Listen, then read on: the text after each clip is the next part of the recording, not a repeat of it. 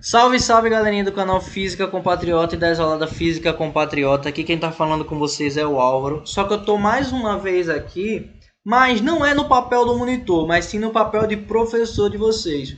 Por que isso tá acontecendo?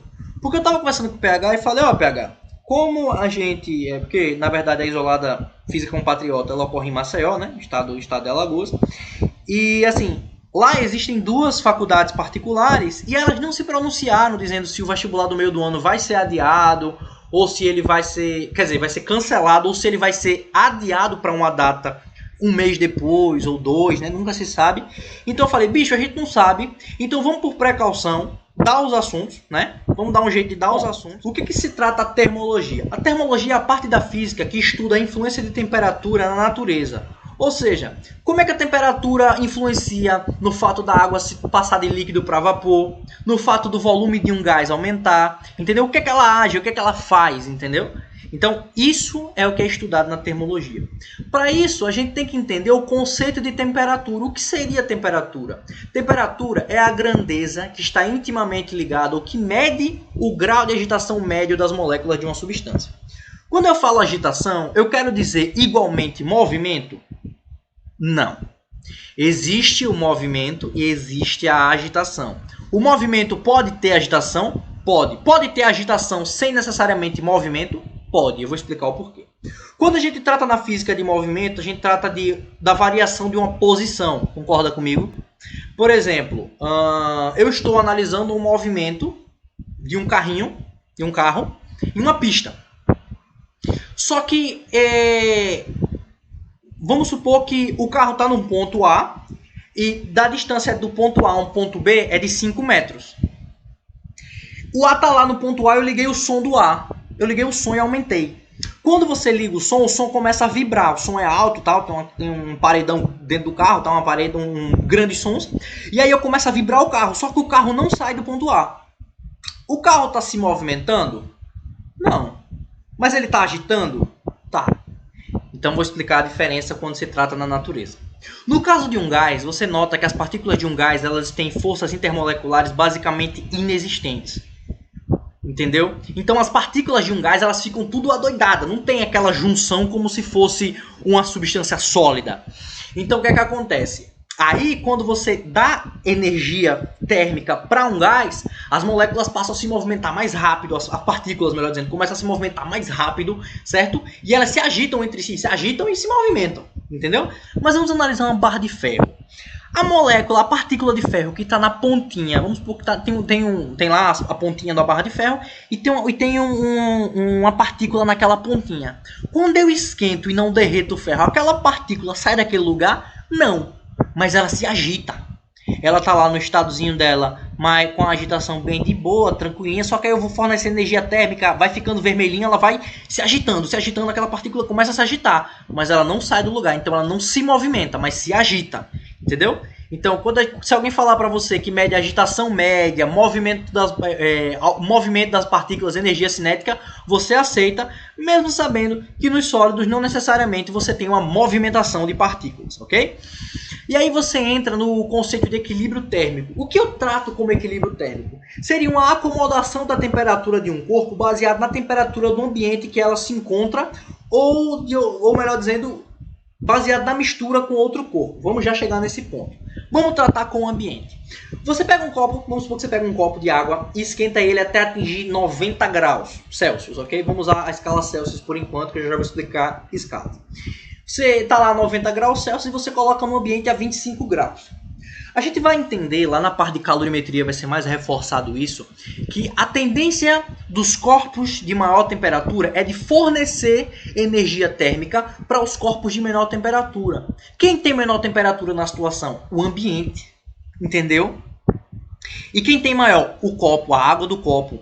Então esse copo vai fornecendo calor, vai fornecendo energia na forma de calor para o ambiente, até um ponto em que as trocas de calor entre ele e o ambiente vão se tornar obsoletas e a variação de temperatura deste copo não mais vai acontecer. Esse copo não vai mais ter uma variação de temperatura. Vai chegar uma temperatura que ele vai ficar lá estávelzinho e as trocas de calor entre ele e o ambiente vão ser obsoletas. Existe também o equilíbrio térmico, que não relaciona ambiente, corpo, mas sim dois corpos, duas substâncias. Por exemplo, eu pego um copo com água de 100 graus, a 90 graus, melhor dizendo, e pego um copo com água a 20 graus. Misturo os dois.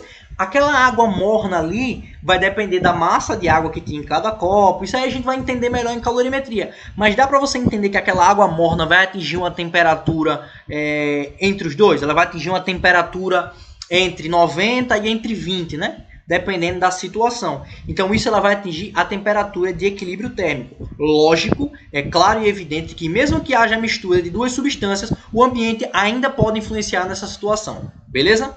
Então vamos lá. E aí os seres humanos foram criando artifícios para medir a temperatura dos corpos. Dentre esses artifícios, a gente considera os termômetros, certo? Que são aparelhos utilizados para medir a temperatura dos objetos. Como vocês sabem, existem muitos tipos de termômetros no mundo. Acho que a sua mãe já deve ter usado embaixo do seu braço, botado lá, um termômetrozinho com uma barrinha de mercúrio. Outra vez ela possa ter usado um elétrico que você coloca depois que ele atinge a temperatura do seu corpo, que ele dá aquela média de temperatura, ele apita. Então, são vários artifícios para você medir uma temperatura e para você construir um termômetro. Os mais antigos eram feitos com substâncias termométricas como medidor. Por exemplo, você tem o aparelho termômetro com aquela barrinha de mercúrio. Não sei quem lembra, quem já usou, que você ficava chacoalhando para a barrinha diminuir, né? Aí depois você botava e a barrinha aumentava lá e dizia, baseado na graduação dela, se ela fosse graduada em Celsius, Fahrenheit, seja lá o que for, ela aumenta lá e, por exemplo, se ela chegou nesse pedacinho aqui, se ela dilatou até esse pedacinho, aí então quer dizer que sua temperatura do seu corpo está essa aqui, X, entendeu? Então isso é um termômetro. Aí a gente entra no conceito de substância termométrica. O que seria uma substância termométrica? Substância termométrica é toda substância a qual possui ao menos uma de suas grandezas que é influenciável pela temperatura. Pode ser comprimento, volume, pressão, dentre outras grandezas. No caso dos líquidos, como o mercúrio é o único metal líquido à temperatura ambiente, quando você fornece temperatura a ele, como a gente diz que toda a dilatação de líquidos, a gente vai ver isso mais lá para frente, varia no seu volume, então a grandeza que varia, né, pela temperatura do mercúrio, a grandeza que varia no mercúrio em relação à temperatura é o volume dele. Só que como ele tem um volume muito restringidozinho dentro do termômetro, a gente parece que é só o comprimentozinho do filete de mercúrio que varia, entendeu? Mas na verdade não, seria o volume dele, porque ele tem aquele volumezinho lá limitado. Ok? E o que seria a grandeza termométrica? É a grandeza da substância termométrica que é influenciada pela temperatura. Ou seja, para o mercúrio, que é um líquido, qual a grandeza termométrica? O volume dele, entendeu? Então a grandeza é a grandeza propriamente dita da substância que é influenciada pela temperatura. Com isso a gente já tem uma introdução conceitual do assunto. Só que, como eu disse a vocês, o termômetro ele tem uma escala numérica, as escalas numéricas, que medem a temperatura, ou seja, deve existir um modo, deve existir números que façam que eu consiga me guiar para a temperatura. Para isso, existem 3 escalas que a gente utiliza no Enem, utiliza para poder entender a lógica da temperatura ou as suas medições. A temperatura de um corpo pode ser medida na escala de Celsius, na escala de Fahrenheit ou na escala Kelvin, que a gente chama de escala absoluta, que na segunda parte dessa aula eu vou discutir com vocês melhor essa lógica de absoluto, ok? No caso da escala Celsius, quando você vai comparar as 3 escalas, quando você vai entender as 3 escalas, você tem que colocar parâmetros de análise que tornem isso igual. Ou seja, você tem que analisar fenômenos iguais da natureza para você igualar os números. Geralmente, na verdade, como a gente está aqui, a gente utiliza como? A gente utiliza a temperatura de fusão da água, que na escala Celsius são aos 0 graus Celsius, na escala Fahrenheit são aos 32 graus Fahrenheit e na escala Kelvin são aos 273 Kelvin. Não é graus Kelvin, é Kelvin, ok? E a gente utiliza como a outra extremidade a temperatura em que a água torna-se vapor, começa a vaporizar, que para Celsius são os 100 graus Celsius, para Fahrenheit 212 graus Fahrenheit e para Kelvin 373 kelvins, ok? Então para você montar essa lógica, você vai colocar as 3 escalas montadas dessa forma, sendo a primeira parte, a extremidade de cima, a temperatura de vaporização da água e a extremidade de baixo, a temperatura de solidificação da água. E no meio, para você se guiar e montar as equações, você vai colocar TC, caso você esteja procurando um valor de temperatura absoluto de uma escala em outra, por exemplo, o quanto representa 20 graus Celsius na escala Fahrenheit, aí você faz o cálculo, entendeu? Então você está procurando um valor absoluto. Ou você pode procurar uma variação, ou seja, uma variação de 5 graus na escala Celsius equivale a quanto de variação na escala Kelvin ou na escala Fahrenheit. Então, essas são as medidas, ok? Para você montar as equações, eu vou trazer para vocês aqui a lógica mais mecânica da coisa.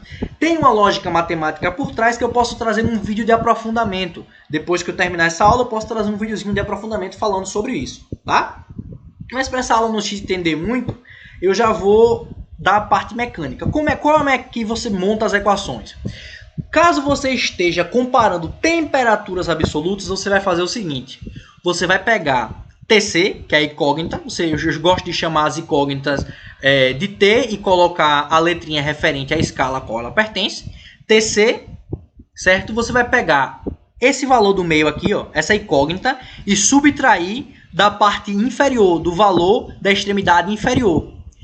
E vai colocar como numerador da fração. E como denominador, você vai fazer uma subtração entre a extremidade superior e a extremidade inferior. Consegue entender aqui, ó?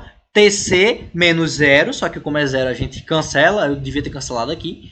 TC, vou pegar o lápis para vocês verem melhor. TC menos 0 sobre 100 menos 0 é igual a TF menos 32 sobre 212 menos 32, que é igual a TK menos 273 sobre 373 menos 273. Então você vai simplificar, né? Você vai encontrar esses valores, você simplifica tudo aqui por 20, né? Eu botei por 2 aqui porque eu simplifiquei primeiro por 10 e depois por 2, que é a mesma coisa simplificar tudo por 20. E aí você vai chegar nessa relação de temperaturas absolutas, para valores absolutos, certo? E no final, você vai encontrar a relação final, uma relação mais específica.